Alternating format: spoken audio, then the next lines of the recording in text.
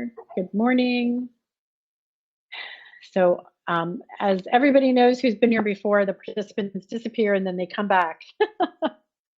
So, good morning, everybody. If anyone wants to put anything in the chat, yay.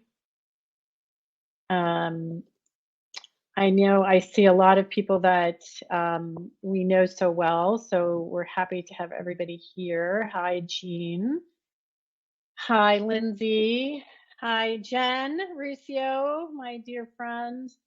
And I see it's like 9:01, so we'll probably go ahead and get started. We started a little bit later this morning because, as always, technology is fun. We're glad that we're here. We'll spare you all the details, but Andrea and I are here together, so we're very happy about that. My name is Debbie Rosen. For those of you who do not know me, I am one of the owners of Study Pro, and Lindsay Toms, who's in the background, always making sure that things go well, is also here. And we're very happy that you can be here. Gosh, Andrea and I were just talking about how long we go back. I think, Andrea, you were one of our very first speakers, and you've done so many incredible things, and I can't wait to hear more about the cards and especially focus on the neurodiverse. I will just quickly share that, and I'll probably share again for those of you who are coming on a little bit later, there is light at the end of everybody's tunnel who's here and coming worried. I will tell you, and most people know my story, that when my son was at the age that most of you maybe have kids in high school, I thought no way would he go to college. And he did take the gap year, and it was extraordinary in terms of helping him. And he is now happily employed in New York and in his very first job, and I don't think you know this, Andrea, works for a software company, and called me just this last week saying that he finally felt that he was really good at something. And so it's amazing what can happen when the brain develops and you participate in presentations like this. So we're very, very glad, Andrea, to have you here, and excited to hear what you have to share. And of course, we are an executive function and study skills center, and so that means we help with all the things here on the right. We help with the process of school, helping kids to build skills that I know some of which Andrea will talk about today, that help them to recognize barriers and friction and use strategies to overcome them. And that's really what we're focused on doing. And we have a number of services. I'm sitting here in our homework center. We do a lot of things in person as well as remotely. And we're excited to be part of this community and share these types of resources. So we have we have many more webinars through the end of the school year. And here are the next three that we have. All our extraordinary speakers. And if you're on this, you're definitely going to get an invitation for those coming up. And we do have a weekend workshop this weekend for high schoolers. So if you find that your high schooler has a hard time getting started in writing, we've been doing this workshop for quite a while, and it's I think really has a great impact in terms of helping kids where they don't know what to do to get started in writing or don't feel confident about their writing voice. So this is the link is in the chat, and we still have some spaces, so we'd encourage you to send your high schooler. And then we also do a series of professional development. I do think we have room in January, which is next Friday. I think February is full, but we would love to have anybody who is a professional or knows professionals and learn more about how we can take executive function into the schools and into your classrooms and into to have learning specialists learn more about strategies to help students. And then finally, as I started to introduce you, Andrea, really a foremost expert on everything to do with making that transition between high school and college and what to do when you're there. And now, not only have you written the book, How to College, but you also have made it bite-sized for all of us in terms of, helping us with real tools in terms of the cards that you've created. And now, I won't steal all your thunder, but having that pack of neurodiverse cards so that we know the conversations that we can have and the things that we need to focus on. And I know that you said that it's exciting because now it's getting translated into Mandarin. So with that, I would love to turn it over to you. I'm going to stop sharing so you can pull your slides up. Okay. And I will go ahead and put myself on mute. But if you guys have questions, please do put them in the chat. We will take questions during if they're pertinent to what Andrea's saying. After, this is being recorded, so people always ask that question.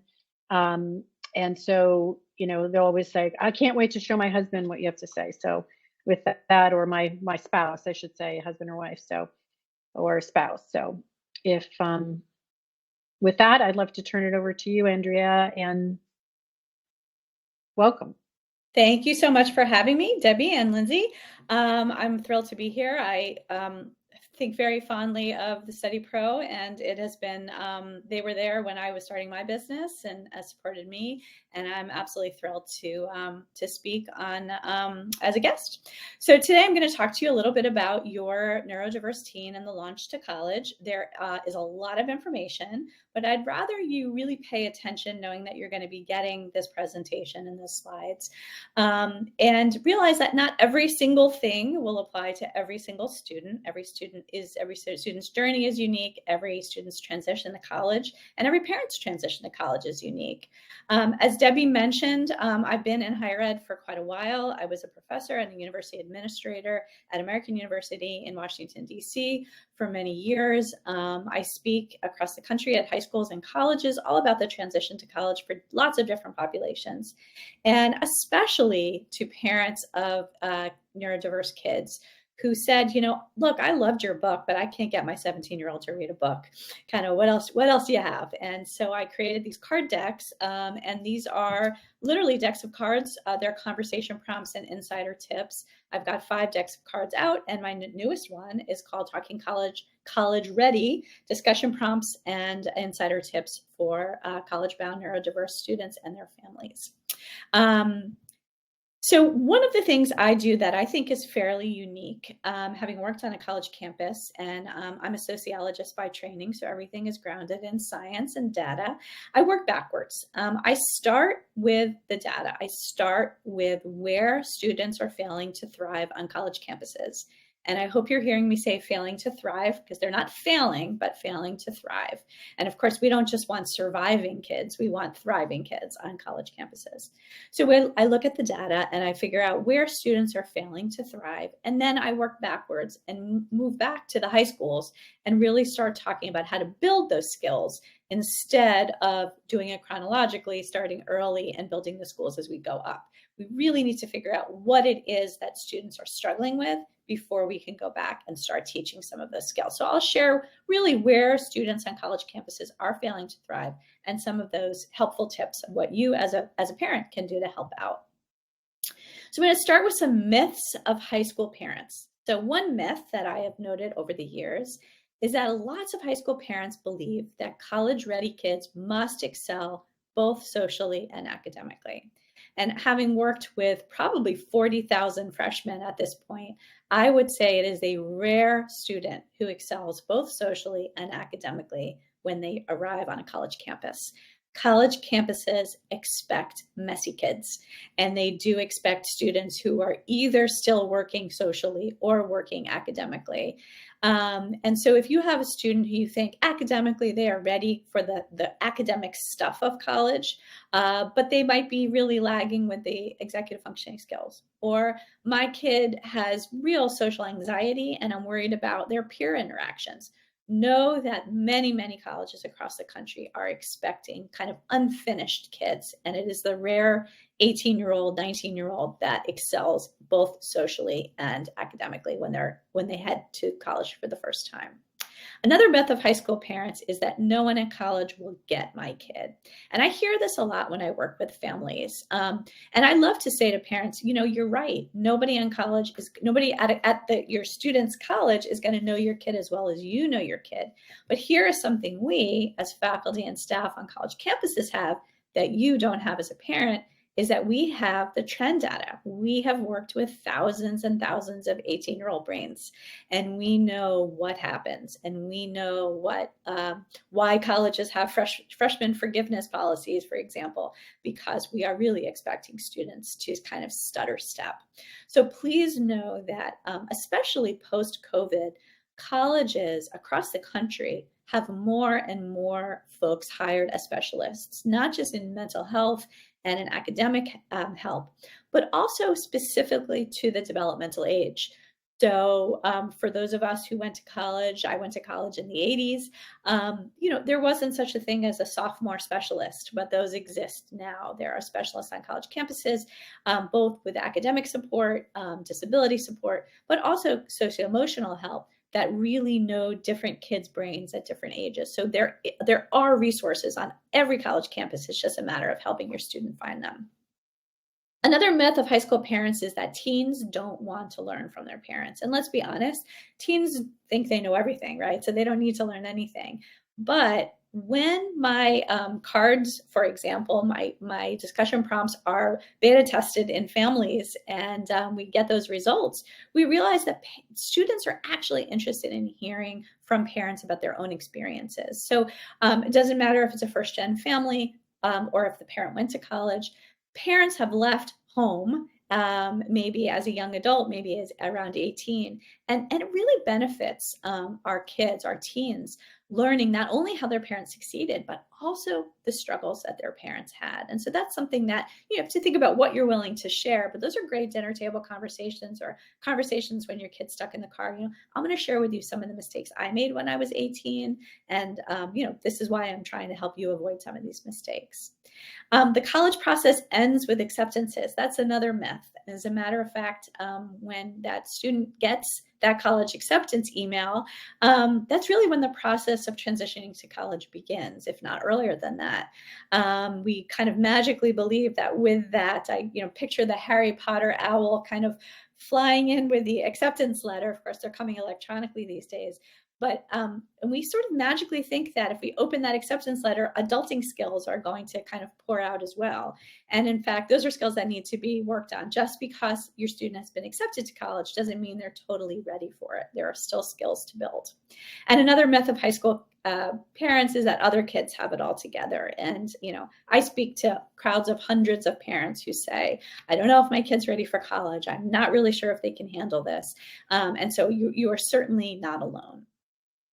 So I'm going to cover 5 major points today. The first one, I'm going to sort of define the differences between the role of a high school parent and the role of a college parent.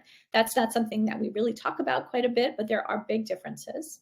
I want to sort of help you encourage and normalize the differences between mistakes and challenges. Those are different, and sort of plan ahead with your high school student how they'll be handled. A lot of the work that I do are sort of what would you do scenarios, and putting those in the hands of kids and parents to talk through. Number 3, work early on some of those teachable and important college life skills. I'm going to give you a list of just a few of those college life skills today. Number 4, support your student as they explore those campus resources and prepare them to seek disability accommodations if that's something that they're interested in doing. And then really start that language shift from the parent as the problem solver to the student as the problem solver. And that's probably one of the hardest things we can do as parents, because we are so good at fixing things and we've had to be our kids' advocates for so long. So let's jump into the first one. Defining roles for the college. Defining roles for the college is actually quite easy. The college has a mission, and they tell you exactly what the role of the college is. It's a governing body where your student will be attending. They set the rules and regulations. They certainly have the language and the norms. And the college really kind of spells it out very carefully for both the student and the parent about their role. It's also, the college does a great job of spelling out the role for college students. They kind of tell you, you are now members of a learning community, you are leaders of the future. If you look at a college mission, you wouldn't know one from college from the next. They all seem fairly common. But so the college and the college students' roles are well defined, but the role of the college parent is not well defined. And there are family engagement offices, sometimes they're called parent and family engagement offices, at almost every college in the United States. Those are the people that handle all the communication with parents, from parent orientation to different kinds of parent visiting days and open houses. They send families a lot of articles to read. But what they don't do well, and it's a really tough role, is to talk about the differences between the role of the high school parent and the college parent. And that's a bit of a challenge. So let's talk a little bit about that. On the left, you'll see the high school parent roles, and the right, you'll see some of the college parent roles. And this is a page from my book, How to College.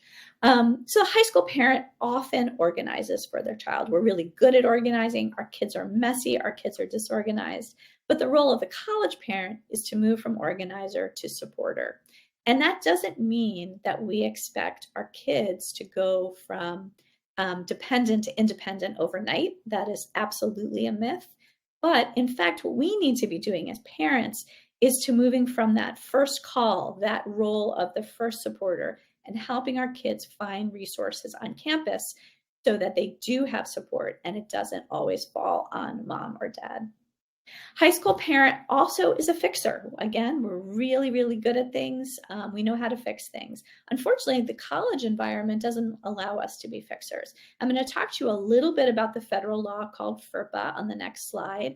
And that's actually a federal law that protects a high school student's records, their academic records, their all of their records, actually. And so without a waiver, the college is really sending a message that the relationship is now between the college and the student, and that the parent needs to sort of back up. And that's a tough role for many of us who have been our kids' advocate for so many years. High school parents often remove obstacles. We have moved from helicopter parents to what they call snowplow parents, right? Moving obstacles so our child doesn't really have to stumble that much. But a college parent needs to step aside for students to traverse those obstacles. I don't know if you were like me, you hear your mother's voice say, well, you live under my roof. But every once in a while, we have to remember, wait a second, there's going to be a moment when our child is actually not living under our roof anymore. And how will that work? How will we still parent when our child lives under a different roof? And here we're talking about a residence hall. High school parents often provide daily reminders. Did you remember your high school uniform for soccer? Did you remember your paper that you printed out last night? And some of us will go so far as to drop things off at school if our kid forgets those, right? That's not going to be the case when our student is in college. And a college parent should rarely provide those reminders. And we, of course, are not going to know the day-to-day life of our kids once they enter college. High school parents do reiterate expectations. You may have heard yourself say, I sound like a broken record. I've said this so many times. Well, that's because we are repeating ourselves again and again. And it's time for us to help our kids set their own expectations, right? So this is a lot of information and it can be overwhelming. And I want you to think, as you go through this chart on your own, with your own, thinking of your own child and your own family, what you can still do when your child is in 9th, 10th, 11th, 12th grade. How can you start stepping back and having your child step up? Are you still waking your kid with their alarm? Are you going to do that when they're in college? Are you going to expect their roommate to help them get up? Of course you're not. So one of the things you can step back and help your child to find resources outside of you. So I mentioned FERPA, and this could be a whole webinar, which we're not going to spend a lot of time on, but this is the Family Educational Rights and Privacy Act. And just so you know this, basically colleges do protect the privacy of all student records when the child reaches 18, or even if your child goes and enrolls in college when they're 17. So unless your college student signs a waiver, FERPA, this federal law, protects the college. So that means you will not get any direct information from the college without signing this waiver, having your student sign the waiver. You will not learn about your student's disability accommodations unless your student tells you. You will not get records of your students' grades, their academic progress if they've been put on probation. Some schools are still doing tuition notifications, although most directly send tuition notifications to the parent or the family. So I am not here to tell you if you should have your child sign a FERPA waiver, but I am here to tell you that you really need to give it some thought. FERPA is a federal law that is set up to create a relationship between the student and the college as a young adult. meeting with almost like an employer. And so there's ways to do it. It's not black and white. It's not sign the waiver or don't sign the waiver, but it's something to give thought to. I know families who sign the waiver for the first semester, and if everything seems to be going well, they pull that waiver during the second semester and let their child float on their own. I have other families who say, absolutely, my kid can't handle this. I'm making them sign the FERPA waiver. I have other families I've worked with who say, we're going to give it the first semester. We're not going to sign the FERPA waiver. I am paying your tuition, many families, or at least a good portion of your tuition. I expect to see your grades. I expect you to tell me these things, but I don't need the direct record from the school.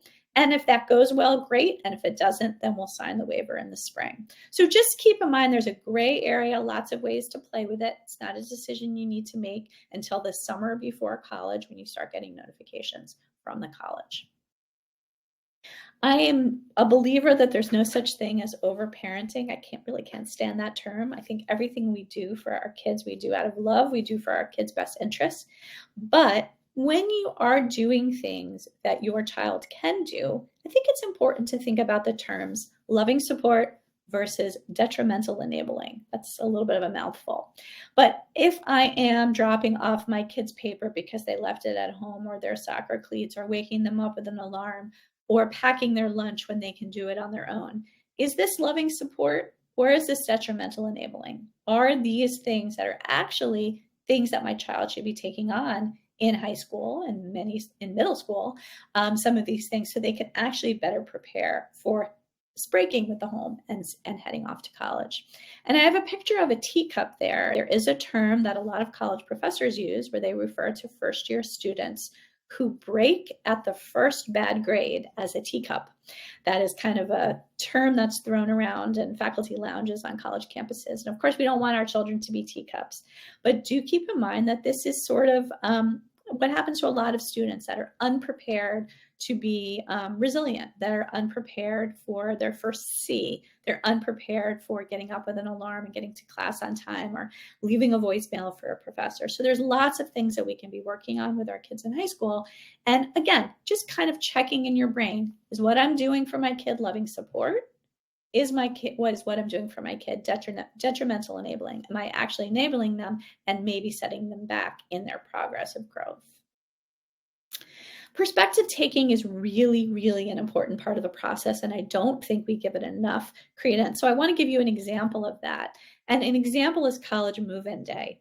So what I'd love to show you here is it's not the parent way or the student way that is right or correct, but it's that we really, as parents, need to see both experiences. So I love this example. If you think about college move-in day, and it might be down the road for you, but someday, many new college parents think, oh, this is the last day we can spend as a complete family. We're going to bring grandma, we're going to bring the little sibling, and we're going to take a picture with the mascot, and we're going to take a picture with the new roommate, and we're going to take a picture before the room is set up and after the room is set up. And you know what? Today is going so well, we're going to stay for lunch, and then maybe we'll see if the roommate's family wants to have dinner with us.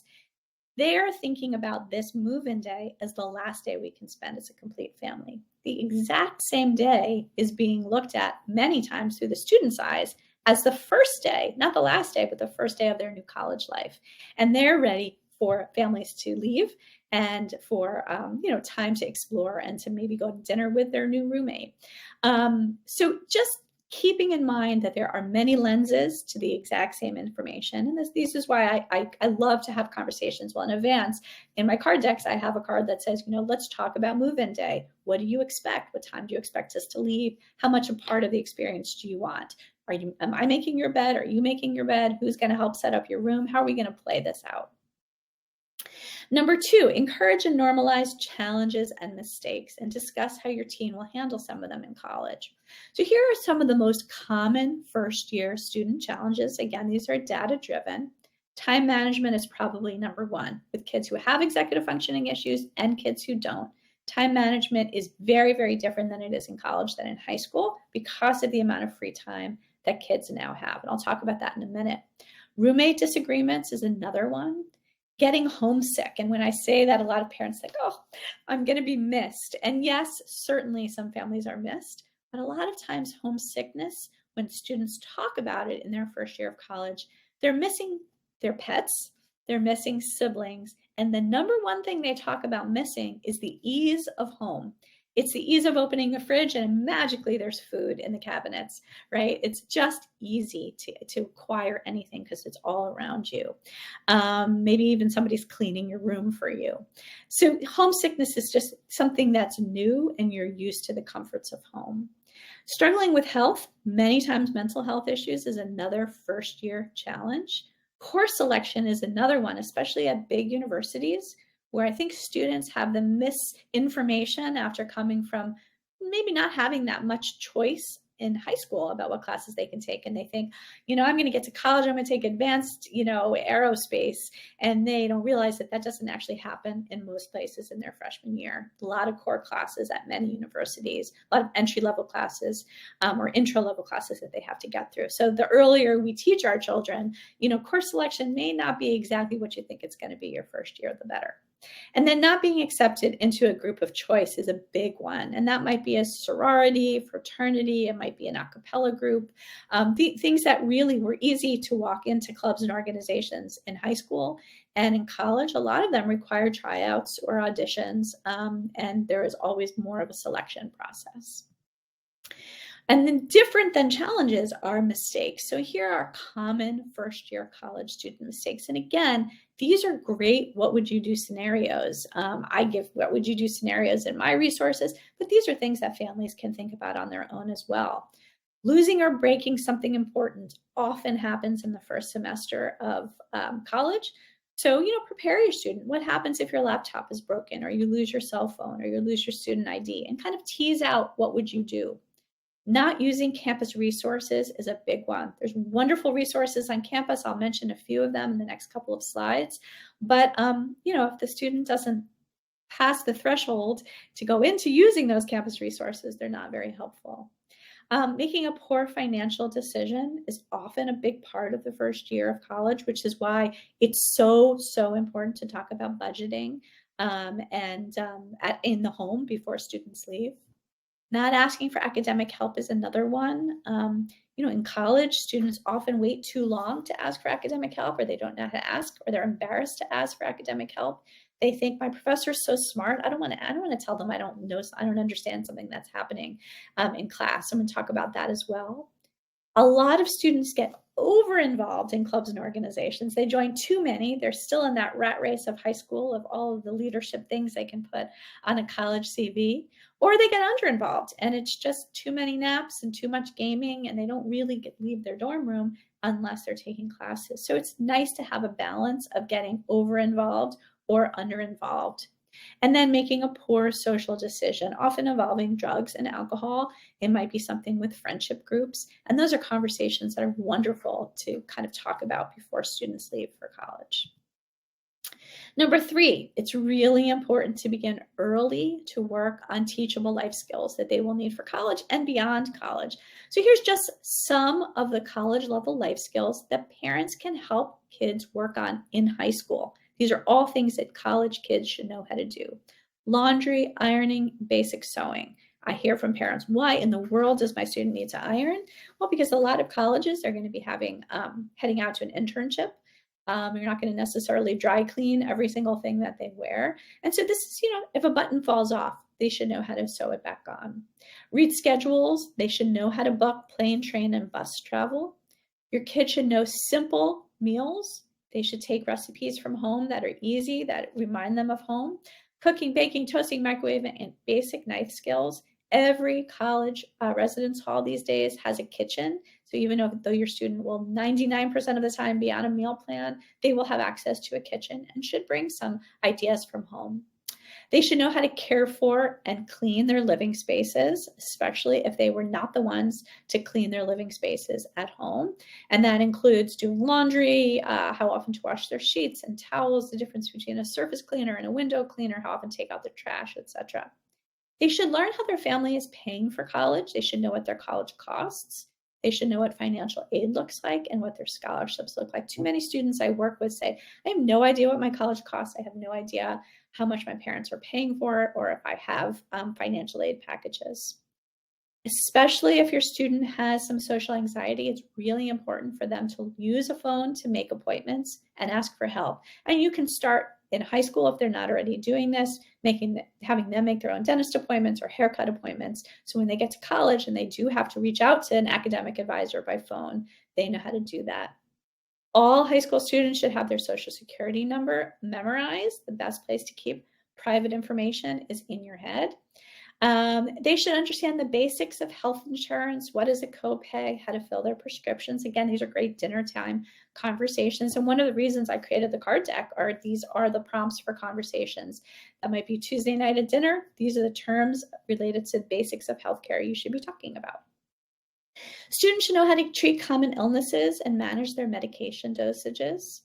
They should know how to keep and record a budget, and they should learn how to write a professional email and leave a professional voicemail. So there are many, many more, but these are things that I do find a lot of high school kids can take on, and they are not necessarily doing so. So these are things you can teach in the home. These are some of the wonderful resources that are in almost every college campus in the United States. The thing that's frustrating is that they are often called different things. And so you might research something and realize that the counseling center is not actually called a counseling center. It's called a student help center. So every campus calls everything differently, especially disability support that has so many different titles. So your kids' college will have a counseling center. They'll be able to send students, or not send students, excuse me, refer students to off-campus therapists. So if you are looking for an off-campus therapist for your student in a new state, maybe because their current therapist can't do virtual visits in a different state, that's something you should find out in advance. And go to the counseling center website when you've figured out which school your student's going to. They will provide lots of references and referrals to off-campus therapists where their students have been successful, local therapists of the college that have seen many college students. The health center or can also send students to off-campus medical providers. So if your student has specific medical needs and they are going to need something more than the campus can provide, the health center is a great place to start. They're well connected with doctors' offices and hospitals in the area. Career Center is a place to just browse online to see the kinds of things they do. Although I often say freshman year is not the time to find the Career Center, just kind of find where it is on campus. But that's a great place to start plugging in, even at the freshman spring, because they can actually help your student find a summer internship in whatever state they might be going to. If it's important to your student, religious communities or any kind of spiritual support are great places to find early on. It's a great place to get plugged in, to find people like them, maybe part of their background, places to spend holidays with, etc. Clubs and organizations and peer connections are probably the most important part of a student thriving on campus, is finding people like them, finding their people, as we say. And a lot of times they're thrust into a residence hall and they don't love the people in the residence hall, and that's okay. It's really, really important for them to find a photography club or an orchestra or a rec soccer team, anything that is something that gives them joy, something they feel comfortable doing, they know they're good at. That's wonderful. And one of the sort of the silver linings of COVID is that this information was not previously available online, and now it all is. So I would encourage, even as your student is narrowing down college choices, to start looking for clubs and organizations at those universities online, following them, and even sending a Facebook message maybe to the club leader to say, I'm thinking about coming to your school. I'm really interested in this particular club or organization. I'd love to write for the student paper. What was your journey? Or just following them on social media and finding out what they're doing. Academic help is also incredibly important, and that's something that's worthwhile looking at online while your student is choosing a college. What tutoring help is available, and what is their training? What kind of help is provided for students with executive functioning challenges? Are these tutors who are specialists, or are they all new college grads themselves? What does academic advising look like? Is academic advising directly related to disability support, or is it through the school or the college? Faculty, how often do the faculty have office hours? How often do they meet with students outside of the classroom? How available are they? And are there opportunities for students to work with faculty to do some basic research, even in their freshman or sophomore year? And TAs, I would say, are the sort of the unsung heroes of the college campus, often graduate students who can really help a student who's struggling in a class. And then disability and learning support, of course, is important. One thing I would talk about early and often is that if you are starting to do campus tours now, when you go to visit a college, make sure your student calls disability support if they're interested in applying for accommodations at that particular university, and say, you know, I'm going to be on campus September 9th. I have the 3 o'clock info session followed by a tour. Is there a time that morning I can come by and meet with academic support or disability support? They are often, you know, happy to, with notice. They do better with meetings scheduled than just a drop-in.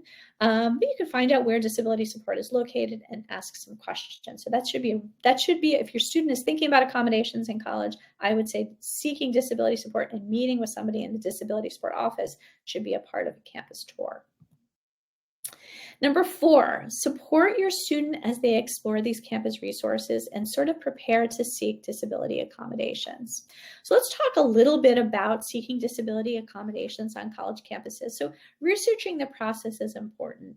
And unlike the IEP or the 504, the student must apply and receive accommodations in college to receive academic support or disability support. So that's really, really important to know. Student has to be able to narrate their own disability or their learning challenges. So researching the process is important. And as I mentioned earlier, it's frustrating because the language differs from one school to the next. But all schools will have some type of disability support, some with specific programs for students with specific disabilities. Really think hard about campus-specific questions that you have after you come out of a tour or an info session, and your student is maybe excited about a particular college, or you're researching online, your students may be excited about a college, or they've heard a lot about this particular college. That's a time to dig in and think about campus-specific questions. Are there group executive functioning meetings? Is there one-on-one counseling? Is that something I have to pay for in addition to my tuition dollars, or are they included in my tuition dollars? Number 3 here is narrating your disability. And this is probably the most important in this list. It is now time for the student to step up. They're going to be the ones filling out a form, not the parent, to receive disability accommodations in college. And it's really important that they are able to talk about what help they need. That includes what medications they might be taking, what happens if they don't take those medications, how they can keep their schedule organized, what type of planner they use, how they keep their time managed, or what are their struggles with time management. They have to really be able to talk clearly and like a young adult about what disability challenges they have. Reasonable accommodations is a term that's thrown around on a lot of college campuses. And if you start researching disability accommodations on college campus, you'll hear that. By law, U.S. colleges need to provide what's called reasonable accommodations for students with disabilities. Unlike the high school that your students may have come from, colleges do not have to fundamentally alter their requirements, and that includes admissions, assignments, courses, majors, graduation requirements. They don't have to fundamentally alter any of those things for your kid. But what they do have to do is to provide what's called reasonable accommodations so that your student can receive equity. So if your student needs a large print book, the college will need to provide that for them. If your student needs to take a test in a quiet space, this college will need to provide that. That doesn't mean that they will offer them a different test. It means that they will alter the environment in which the test is being taken. So colleges are clearly spell this out on their websites, their disability support websites, and it's something I really think is worth parents and, of course, students going and researching. Student as self-advocate, hopefully they're starting to do this already in high school, but college is really the time to do this. And that means if a professor is not providing the accommodations that the school has told them they can receive, they need to be able to step up, because a parent is not going to be able to call disability accommodations to say, my student's econ professor is not doing XYZ. Disability accommodations staff member will say, the student needs to come in and let us know that. And then, of course, the role of the parent and the guardian is really challenging. What do we do? How can we support our student? The nice thing about disability accommodations staff are that you will usually, most colleges will hook a student up with a particular staff member that will see them through at least their first year of college. That person can often be changed if there's not a great connection. And it's really important for that relationship to parents to foster that relationship and make sure, are you checking in with Elizabeth or whatever that support member's name is? And of course, a lot of our college students are, keeping a team that they might have already that's helping them with their executive functioning. So a study skills group, a therapist, etc., from home. So I'm going to talk a little bit about the differences between academic standards in high school and college. And this is a slide I would never show to a student with executive functioning challenges because there's far too much text on the slide. I'm very aware of that, but I kind of want to take parents through this. The time management is the number one difference in academic standards between high school and college. In high school, most high schools, public and private, school begins and ends the same time each weekday. Might be a little bit different one day a week, but pretty much students have a routine. They're told when they have to have lunch, when the bells ring, what time school ends. High school students are in about 35 hours of classes per week in up to 7 different subject areas. And that can be really challenging. We understand now why our students are absolutely exhausted. Keep in mind, many students have jobs or go to study skills help or have extracurricular activities after school. In college, it's quite different. Where they had 35 hours of class per week in high school, now students are having between 12 and 15 hours of class per week in fewer classes. So their brain is not shifting from one class to another as readily in college. Classes meet usually between 1 and 3 times a week in college, and their schedule, which really can throw off students with executive functioning challenges, can really throw them off. So their schedule will vary daily. So in high school, you had pretty much the same classes Monday through Friday, the same time each day. And in college, you might have a very busy Wednesday when you're in class till 10:40 at night. And then Tuesday morning, they're free until noon. So every day looks a little different. And for a student with some time management challenges, that can be really, really challenging. Academic standards in terms of professionalism and personal responsibility also differ in high school and college. In high school, parents might contact teachers, and that's not only legal, but it's really okay. Or they might contact counselors, and the school might contact them. And in college, as I've already explained, that doesn't happen. The student's responsible for their contact with professors and academic resources. And even if your student signs that FERPA waiver, there's no professor that is going to talk to a parent. It has to be a conversation between the student and the professor. In high school, teachers often send reminders of work due. I know that my son would never have made it through high school had he not gotten those regular emails about things that were due. And student is responsible for those deadlines in college. There's rarely reminders from professors. In high school, there are many assignments throughout a marking period to assess progress and to bring up a grade. If you've ever heard, I'm doing lousy, but I have 7 more assignments. I have an opportunity to bring up my grade this marking period. That's really true in high school, not so much in college. Feedback in college is less frequent, and it often requires attending a professor's office hour to assess progress and grades. And a student where they might have 27 grades in a class in high school, they might have 4 grades in a class in college. So they're weighted much heavier. And then preparation for class also differs between high school and college. In high school, teachers will often explain readings and relevant concepts in class.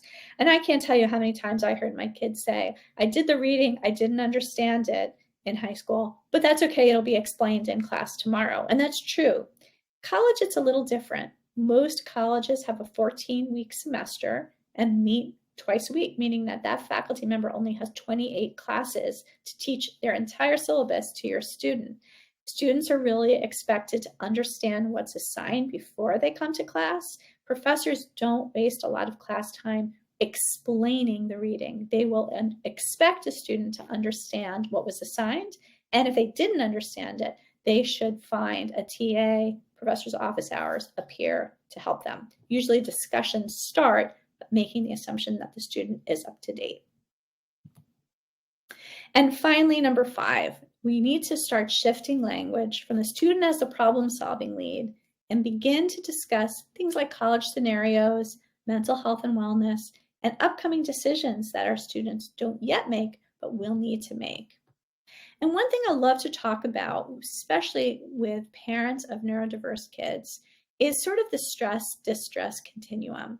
So this is a pain scale that is usually used with physical health. If you go to the emergency room because you break your arm, they will ask you, where are you on the pain scale?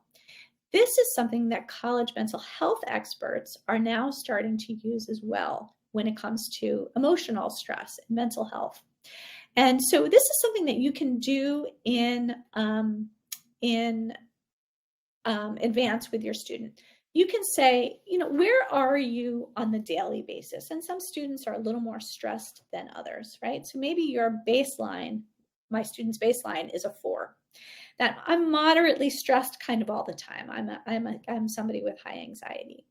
And then when have you moved from stress, which is kind of a normative function of being a college student, to distress, which is really when somebody needs help outside of what that student can provide for themselves.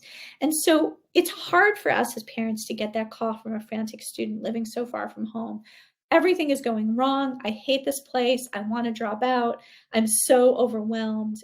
Everything is just terrible. If you can have conversations in advance when your student is calm, and again, that calm may not be a 0, it might be a 4, and talk about numerically where that student is and kind of have a dialogue with your student. So when they do call you, instead of narrating, hearing those words, which as a parent hits our heart, my child is needy, right? My child is really in pain. They can throw out a number to us. They can say, everything's going wrong. What's the worst day ever? And you can check in and say, give me your number. Where are you? And if their norm is 4, but they report that they're at about a 6, you're okay, right? Everybody's number where they kind of go from stress to distress is different. And so I love when families work in numbers because it can really help alleviate not trying to tease out that language. And when a student is high stress, either anger or emotions, sadness, depression, whatever it might be, it's really hard for them to kind of narrate those emotions, and numbers can really help. So that's a conversation that can take place at home if you're willing to. And then there's some what would you do scenarios and discussion prompts. And so these are some from my cards. Again, you can create your own. So for example, student, are you able to narrate your personal health history to a medical provider, right? You sprain your ankle in college, you go to the local ER, you're given a form. Do you have to call mom to talk you through your allergies and your surgeries and your medications? Or are you able to narrate your personal health history on your own? Ideally, that student will be ready to do that when they go to college. How would you care for a friend who has passed out from alcohol use? I hear from a lot of families, my student does not drink, does not do any drugs. They are clean living all the way, and that's fantastic. But they're going to be in an environment where many students are partaking. And what do you do if you actually have a roommate who's gotten really, really sick from alcohol use? Your student does not have to be the fixer of all things, but talk about you have a resident assistant, an RA in your hallway that knows what to do. If that person's not reachable, there's always an emergency service that can be called, right? So making sure that they know where to reach out to, and it doesn't always have to be either solved by them or them calling home. This third one I love is how might you approach a situation, student, where a new college friend that you've made can't afford things you can afford, or when you can't afford things that others can. So for example, I have a roommate who is a kid on scholarship, and I am not on scholarship. And I want to go out for a restaurant meal with a bunch of my friends, and that student can't do that because their meal plan is completely tied to their scholarship.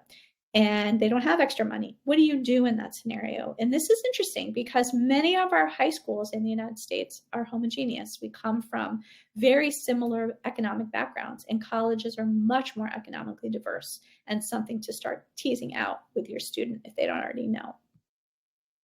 And I would say practice reflective listening. This is not my creation. This is any kind of adolescent psychology class. You will learn about reflective listening. But if your student is very, very high emotion, that can be anger, sadness, if they're upset about something and they are a yeller or a crier, a lot of times it's great, instead of jumping into the role of problem solver, to say to them, do you want to just vent, or do you want my help problem solving?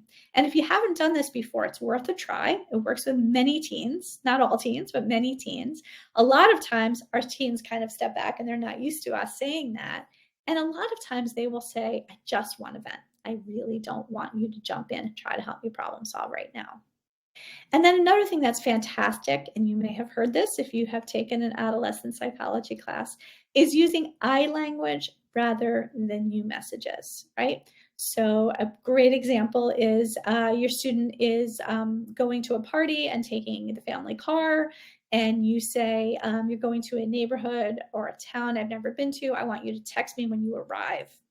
And of course, your student drives there, they drive there safely, and they don't text you when they arrive because they're 16 or 17. Are you going to relate this to them, call them, text them, and say, you promised to call me, you promised to text me when you arrived, right? Immediately putting our child on the defense. Or are you going to turn it into my own problem? I feel this way. I feel nervous when you don't call after you say you're going to, or I feel nervous when I feel upset when you don't follow through on your end. And they are less defensive and more apologetic. And it really does help dealing with teens when you use I messages rather than you message, right? And this is the time we can swallow our pride as parents, take that responsibility rather than putting our kid on the defense. A lot of times those conversations will go a little better. And then finally, helping reframe language used by young adults. So a lot of times our students come to us and they say things like, I've got this problem, what should I do? And many of us, because we're fantastic fixers as parents and people who have lived much longer, is we have the answer and we can help them. But if we can actually create a dialogue, and this might not be the exact language used in your family, this is language I use in my family, which is don't call me with a problem, call me with a problem and a bit of a solution, even if the solution is not well thought out, is I've got a problem, I thought it out, here's my plan, what do you think? And a lot of times the plan is not fantastic, can be tweaked, but this is how we get our kids to start independently problem solving, which they're going to have to do in college, right?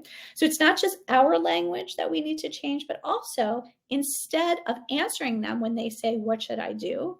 Why don't you come up with a plan and run it by me and let me know? Or what do you think you should do, right? And so it's a way that we can turn it back and really encourage that dialogue. And sometimes we're often surprised about what our kids come up with, very different, sometimes more out of the box thinkers than we are. And then finally, I think it's important to sort of redefine what adulting means. If you interview, and I have done this, high school and college bound students, and we've said, what is the definition of adulting? They will say, going it alone, not relying on others. And we've got some kids who go, it's a mystery. I have absolutely no idea, something foreign to me. But if you interview adults about what adulting means, they will say it means using my resources, asking experts, reaching out to family and friends in a crisis or for help, and owning my mistakes. And so I really think it's important for us as parents of teens to start talking about the adult definition of adulting with our kids rather than the teen definition of adulting. So finally, what about now? It's important for you to tease out your teen specific needs for growth. And again, remember, most college kids or college ready kids are not top notch with both social and academic prowess. They really are lagging behind in one of those two areas. Think about ways your teen can step up and you as a parent can step back in your particular family. And maybe that's something as simple as not running over those soccer cleats if they leave them home, or not waking your kid up in the morning. Remember that roles for high school parents are different than the roles for college parents. And the earlier we prepare for those roles, the better. And then understand that growing up is not the same as being a grown-up. And that is about it. The goal is to help your teens help themselves and take a central role as they prepare for this new transition. This is my information. If you want to follow me on social media, there's always free giveaways and lots of webinars and great helpful tips. that will take you to my website, which can also take you to my resources, and you'll see where I'm speaking and things like that. Thank you so much. Wow, that was great, Andrea. Thank you. Um, we continue to have a little bugs in the system. It kept changing the amount of participants, even though we have well over 40 people on here. It just keeps counting down the participants. So don't feel that people were leaving. It's just a bug in the system somehow. But I really love the conversation starters, and I think a lot of my friends and of course all of us, we sometimes struggle with getting our teens to talk to us at the kitchen table. But when you're talking about generic kind of scenarios that could happen, it's really easy way to draw them in. So, wow, I'd wonder, my wonder is like, I'm wondering what I might do if I had a roommate who couldn't afford that, and I think it's really interesting because I know that is kind of a sneaky way of getting some great questions and getting their thoughts about it and getting them to start talking about it, which I think is really, really great. And Thank you. um, so we had two questions. I'm going to go backwards. So Shannon asked what you believe about a gap year, which of course is where I started. And I'm a huge fan, just want you to I'm know. a, I'm a huge fan of a gap year, and I'm actually a huge fan of a gap year, not just between high school and college. I have a son who just finished his junior year at Tufts University, and is actually taking a gap year before his senior year. So gap years can take place really at any time, but a gap year before college is fantastic. And there are all different types of gap years, right? So not a gap year to sit around and kind of grow up chronologically, but a gap year to have experiences and really tease out what that student needs time to do. So are they needing a gap year to kind of hone in on executive functioning skills, time management, academic skills? Are they needing to have a work experience? Maybe that's work somewhere, growth experience traveling with a group or traveling on their own. My son's gap year, he's just came back from interning in Korea. So, there's lots of opportunities for kids, especially our kids coming out of this kind of COVID era and really needing some more time. Many, many 18-year-old brains are not ready for college. And one thing I would say, and I'm sure that Debbie agrees with this, is I think that we do our kids a disservice because for us, we say, middle school is kind of like a bigger elementary school. High school is kind of like a bigger middle school. So therefore college should be like a bigger high school. And it's not. It's more like a business than anything. It's a totally different beast. And your student really needs to be ready to be their own advocate. They need to be able to narrate their needs, and they need to be able to do a lot of stuff on their own. So I wish more students would take gap years. I don't think of it as a failure. I think of it as really better prepping them for college. Yeah, and there's so many different types of gap years. My son went to a program that he actually took some classes while he was learning kind of the executive function and adulting line of executive function, using that word that, which by the way, it was so funny, Andrea, because he absolutely thinks I'm going to adult now, and that means I'm going to do everything on my own. I mean, that was exactly what his perspective was. Anyway, the net of all that was, he failed a lot of those classes, and thank God, because he learned what he didn't want to do. And I think a lot of times parents think, okay, they work this hard, and then they will feel that they're not as the same as their peers because they are going off to college and everyone else is going off to college and they're not. But the truth is, you get accepted to the college, it's great, and then you can go have all kinds of life experiences. There are places where, virtual education, where um, uh, you can actually go all over the world and learn different skills. And you're outdoors, your classroom, and also you earn class credits as one example. So anyway, I think that's great. And then there was actually one last question. If you have any advice in terms of, that concept of being able to learn to not be as homesick for kids that don't want to go to camp now and don't feel comfortable now, is a way to maybe train them to not feel homesick when they're struggling. I mean, I know your sons are 12 and 14, so that's a little young still, but what's your thoughts, Andrea? Yeah, that is still young. I would say, in my experience, and again, I've only had so many experiences, 14, 15-year-olds, if they're going away for camp or a week-long program or even a weekend program, that's a great place to start. 12 is early for a lot of kids, for sure. 14, 15 seems like a sweet spot to just take a taste of it for a child who really has trouble leaving home. But we have to remember, it's so funny because when we think about dropping our kids on a college campus and they're walking away and we're seeing their back, we have all that baggage as their parents, right? We're seeing the kid who couldn't stay overnight at the sleepover, and the kid who, I remember the call I got in preschool for my daughter who's now getting a PhD. I picked up the phone and the preschool teacher said, "Mrs. Brenner, there's a crier in every class." And that's how she started talking about my daughter. And so we see all that as our kids walk away. We have all that baggage. We see all of that stuff, but they're walking into an environment that is a clean slate. And so it's really important to kind of, we put all that baggage on our kids, and they have so much time between 15 and 18 for their brain development to grow up. So if your kids are 12 to 15 and are really feeling like if they went away, they would be really homesick, that's still very normal development. 15, 16 is a great time to tease into it. And if they're not ready by 17, I would say really consider putting off college, tease out a gap year and maybe some time away during that gap year so that it's not overwhelming. College can be overwhelming anyway. And if we don't, load homesickness on top of it, our children will thrive, I think, a little bit better. Well, thank you so much, Andrea. This was great, as everyone said, packed full of resources, and love this. Growing up is not the same as being a grown up.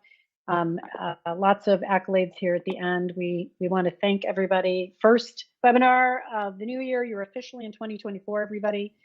We're looking forward to the next few and to continuing the relationship with you, Andrea. We really appreciate it. And thanks for all the great things you've done. Absolutely. Thank you so much for having me. All right. Bye, everybody. We'll Bye. send out.